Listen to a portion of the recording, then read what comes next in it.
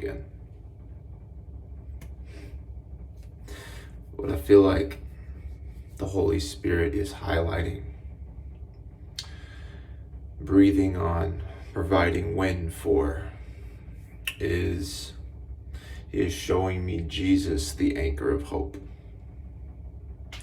But this video isn't to remind you that Jesus is your anchor of hope, but it is more so, and this is referenced in the Bible. I just actually looked it up. I knew it was there, I just didn't know where it was. It's like Hebrews or something. It talks about Jesus being our anchor of hope. And this video is not to remind you of this, not for the sole purpose of it. The main purpose is this increase in knowing that Jesus is, he says, I am. Knowing the increase of I am. You knowing that He is your anchor of hope. Right? It's not just you remind yourself because it's in the Bible. Because there is so much more depth of knowing I'm discovering that actually makes more solid what you know. Meaning the longer you are with Him and walking with Him, the more He is revealing Himself to you. And in Him revealing Himself to you, you know of His nature. And in a place where you feel very unstable, He is your stability. When you have feelings that are, you would say, good or bad, come and go, come and go, come and go, there is this anchor of hope that remains. One that goes beyond your capacity to understand or hold your attention for anything. This will be found in your weak place. I believe the longer you are walking with God, the more you are exposed to your humanity and how weak you really are, and how you're going to have all kinds of beliefs about your weakness for a while, probably. It's because of the dark place. It's because of this place of shadows where we're taught that our weakness is something to be ashamed of. But walk with Him long enough and He will break this off of you.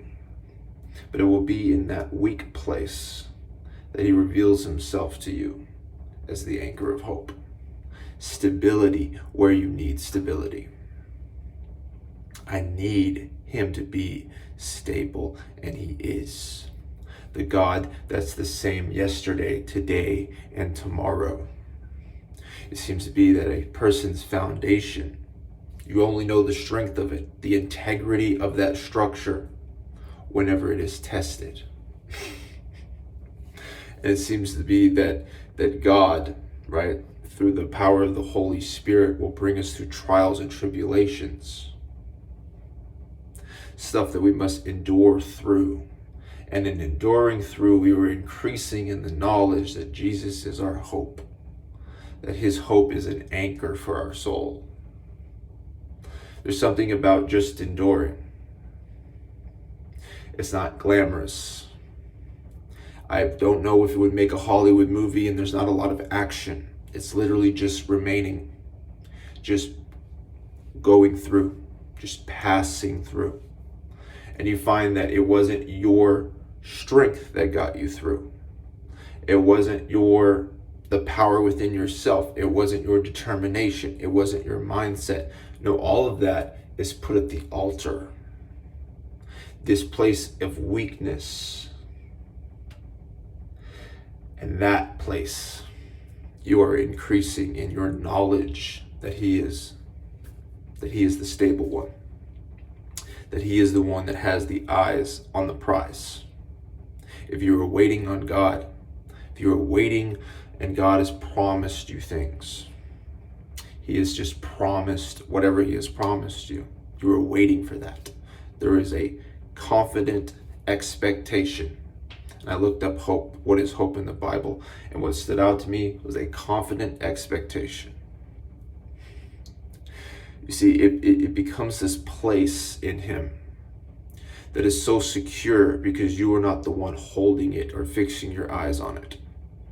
I think this is where in the church, we will just have to grow out of that place because it's really this like separation from a former way of identifying.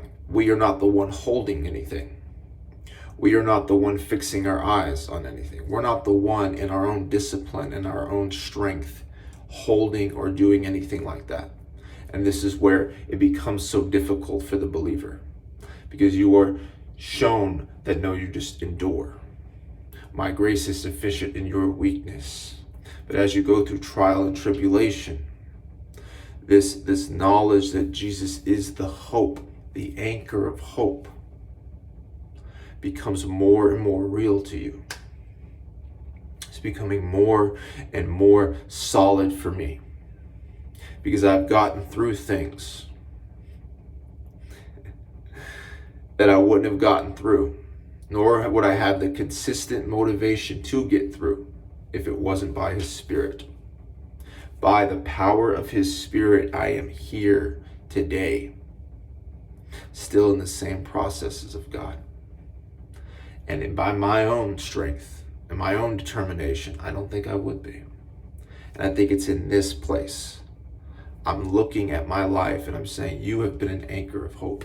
I have this knowledge of the truth that you are my anchor, because I have passed through things that if it was just me holding me, I would have blew away with the wind.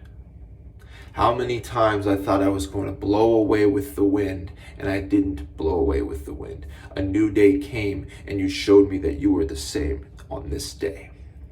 That you were consistent on this day. That you were the stability I needed for this day.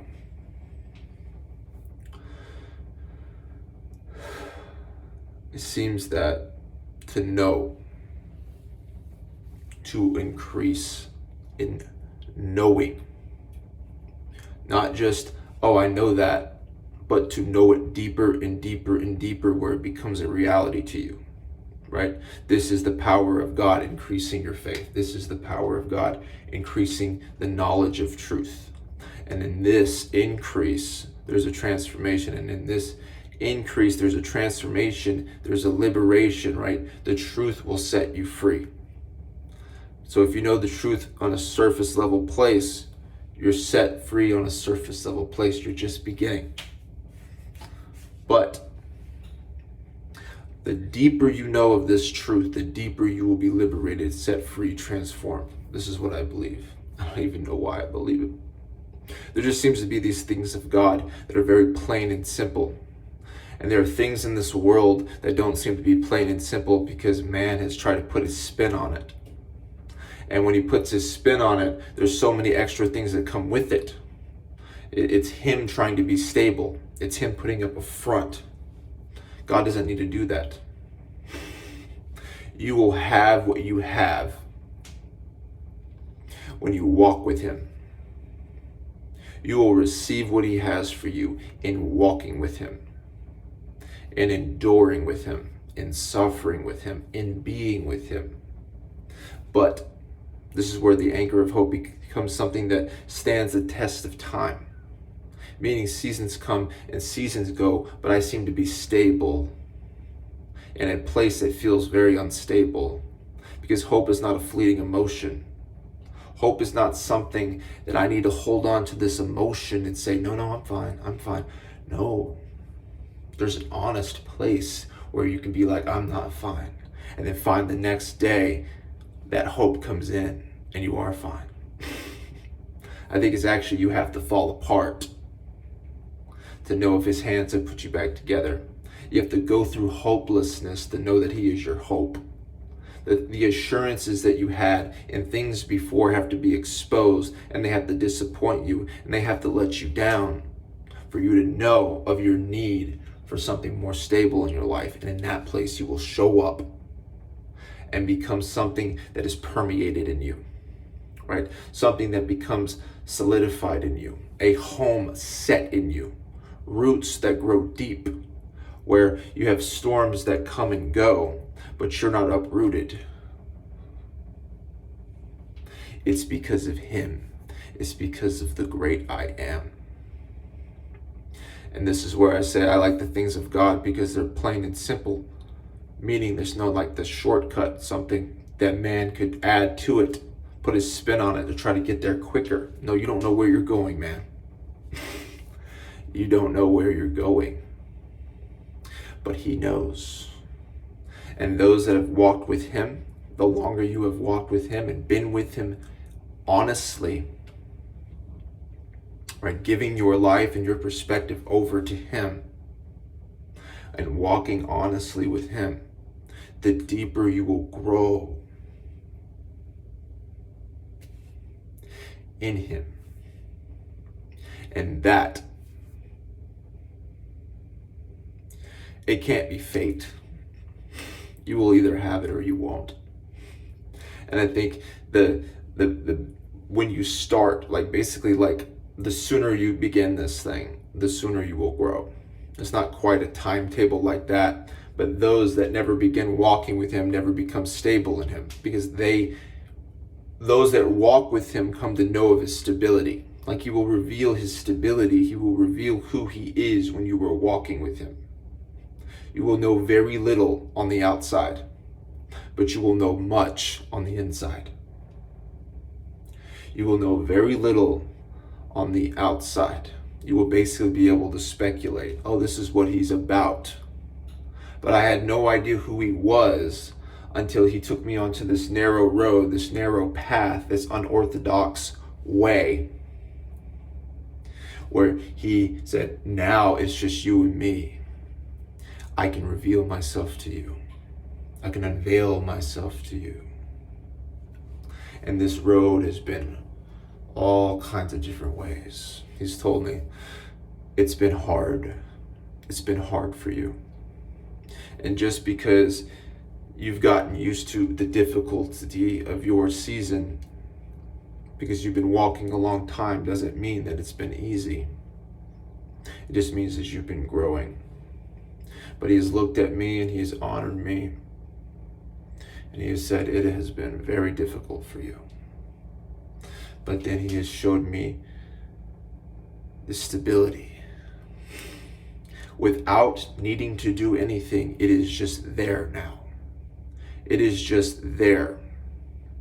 Because that is what stands the test of time. Where only he can grow it, he will grow it. He will grow the faith. He will grow you in the knowledge of the truth. It will be growth. Because you may begin to know something like you first heard something and it's a seed. But when that seed actually becomes something, it will just be there now.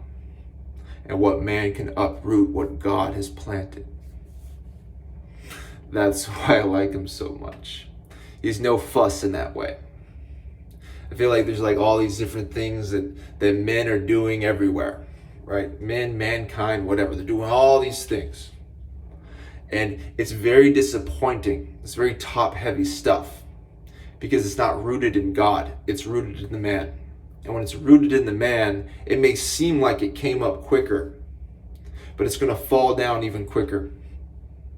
And being in with God, one of the luxuries of being in him is I get to see how things either stand the test of time or they don't. I get to wait. And you get used to waiting. And you grow in patience. You grow in patience. You're able to, all right, you got like a speech or something? You trying to sell me something? Because I'm not going anywhere. But if you're not rooted in him, you're going to be bouncing from over here to over there to over here to over there. I will see the instability in you, and you will see the stability in me. How did you become so stable? It was God. I walked with God, and I came to know of this anchor of hope. That was more than a fleeting feeling. Because you may feel hopeful, but that's not what I'm talking about. It's okay to feel hopeful. It's greater to know of the hope that you have. The feeling, temporary. The knowing, what an exponentially more powerful place. And I'm growing in the knowing. And I think it's in the knowing that you were transformed. In the knowing that permeates deep into your being. It's not the feeling. It's not the remind yourself consciously appear. Do you know it in your subconscious? Do you know it deep inside of you? Meaning, have you walked through trial and tribulation? Because that's what it will take. You need to see. You need to be convinced of who he is in your life. That he has been with you. And it needs to go beyond what you can understand up here. This anchor of hope.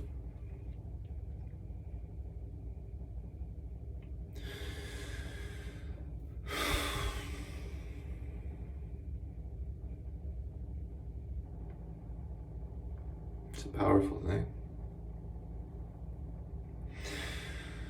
I believe that you may not see it for a while. In fact, that seems to be how it's worked for me. I don't know what I'm experiencing because it's so new.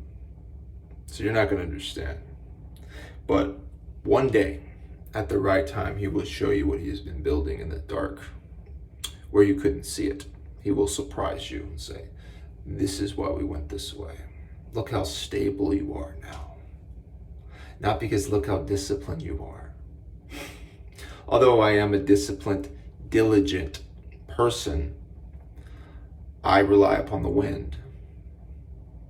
I only want to rely upon the wind. When I say rely upon the wind, it's rely upon his grace. And his grace is sufficient in my weakness. He holds it, so I get to enjoy it. I don't have to hold it. I'm not holding it. I'm not aiming at it. Because I believe if you are doing all those things, you're going to be like, I'm the hope. No, he's the hope, but like, I'm the one who's like keeping my eyes on him. And I'm like, I feel like you need to get to a place, and you probably will, where you see that you have no strength to fix your eyes on him. And in that place, you walk blindly, coming to know that he sees upon your behalf, that his steadfast sight on your life is guiding you somewhere where you can't see and where you don't have the strength to continuously be aware of everything. He sees upon my behalf. He has been guiding me. He has been consistent. The God who was the same yesterday is the same today and tomorrow. I have found safety in the Lord.